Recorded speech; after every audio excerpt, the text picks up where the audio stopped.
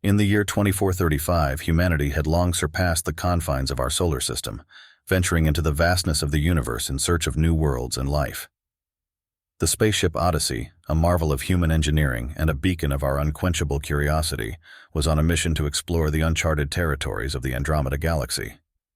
Its crew, an eclectic mix of scientists, explorers, and dreamers, had left Earth behind in search of the unknown. As they navigated through the cosmic sea, a signal unlike any other was detected.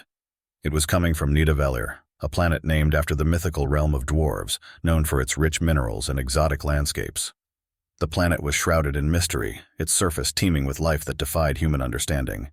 But it was what the Odyssey's scanners picked up deep within the planet's dense forests that sparked an excitement that ran through the entire crew, life forms that resembled the dragons of Earth's ancient myths.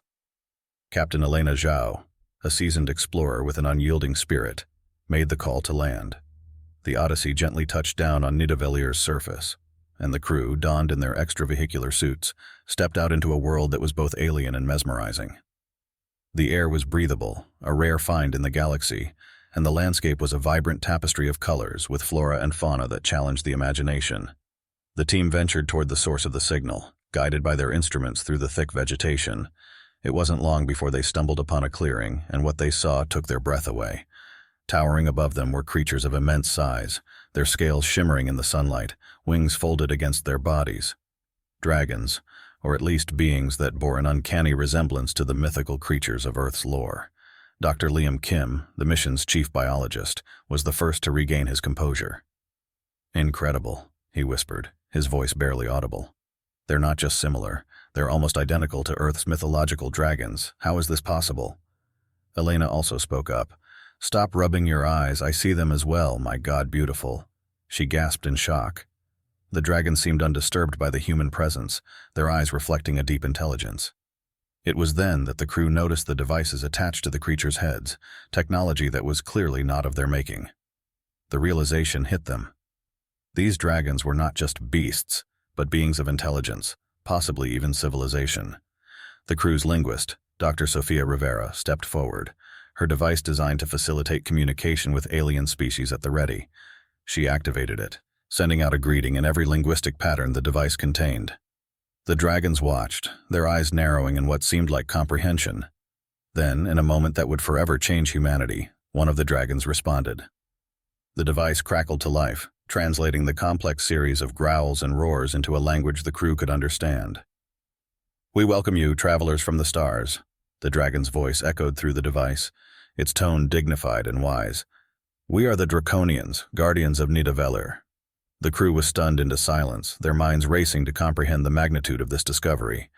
Here, on a distant world, were beings from our myths, alive, intelligent, and welcoming.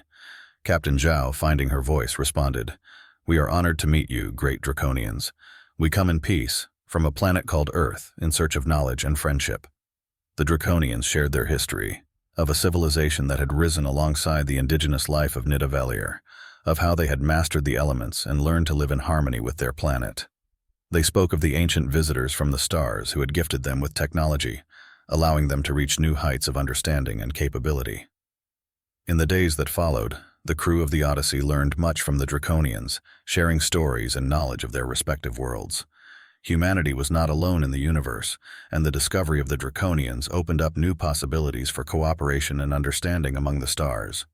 The Odyssey eventually returned to Earth, their ship not just carrying samples and data, but a message from the Draconians, an invitation to join them in the stars, to learn from each other and explore the vast unknown together.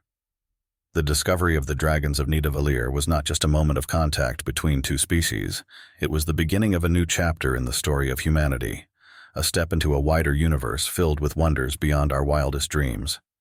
Can humanity be saved now?